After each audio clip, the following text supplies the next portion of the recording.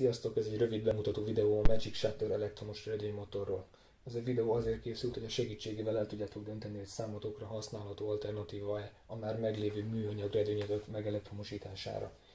Minden készülék 4 fő részből áll, a legelső az egy hálózati tápegység 24 volt 1,5 amperes kimenettel, viszonylag jó minőségű, és a fedlapból, a hátlapból és magából a motoros egységből.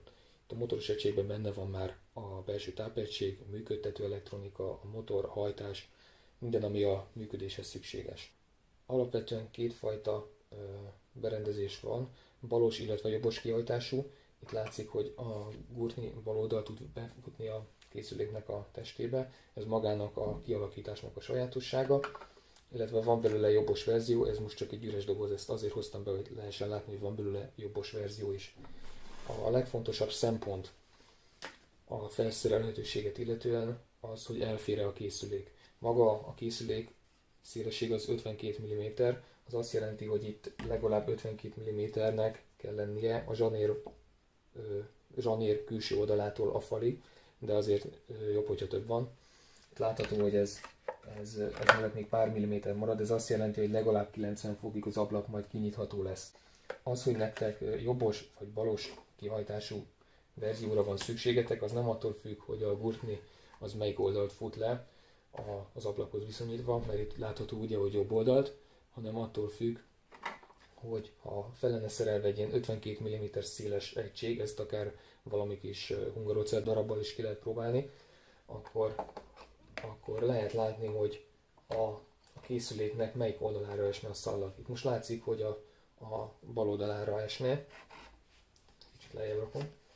Tehát itt látszik, hogy a készülék bal oldalára esne, tehát ide egy balos kialakítású Magic Shutter elektromos redőnymotort lehet felszerelni. Tehát, hogyha nektek egy kicsit jobb oldalra van rendezve ez a gurtni, tehát inkább jobb oldalról érkezne, akkor ide most egy jobbos kellene, de most egyértelműen látszik, hogy balosra van szükség. A legfontosabb, hogy csak jól működő, mechanikailag jól működő redőnyt lehet ezzel megelektromosítani, tehát hogyha már kézzel is alig lehet fölhúzni, akkor erre nem az a megoldás, hogy elektromos redőnymotort raksz föl, hanem először meg kell javítani a redőnyt, hogy normálisan fusson. Ez a lefelé futásnál is fontos, tehát hogyha csak úgy lehet leengedni a redőnyt, hogy etetni kell, rángatni kell a szallagot, akkor nem fogja tudni jól elnyelni azt a szallagot, amit a készülék kiad, és elállíthatnak a végállások. Ilyenkor egy újratanítással ez megoldható, hogy újra jól működjön, de szerencsésebb a redőnynek a léceit megőrzíteni, és akkor normálisan fog lefutni.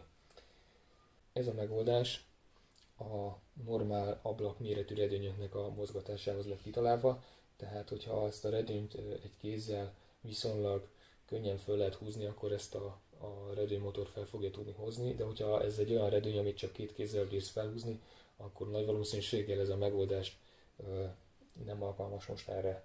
Névlegesen 1,2 Nm nyomatékot tud kifejteni, ami azt jelenti, hogy 1 cm sugáron 12 kg-ot tud megemelni, ez a névleges húzóereje. A csúcs húzóereje az kb. Olyan 16-18 kg, de nem érdemes úgy üzemeltetni a készüléket, hogy mindig erre a legnagyobb húzóerőre van szükség, tehát úgy érdemes megválasztani, illetve magát a gurtnit érdemes annyira méretre vágni, hogy a készülék alatt még kb. Egy 20 cm-rel túllógjon, de annál ne többel, mert ahogy elkezdi föltekerni majd a gurtnit, úgy nő annak a csigának az átmérője, és ugyanaz a nyomaték kisebb húzóerőt fog eredményezni már a nagyobb átmérőn.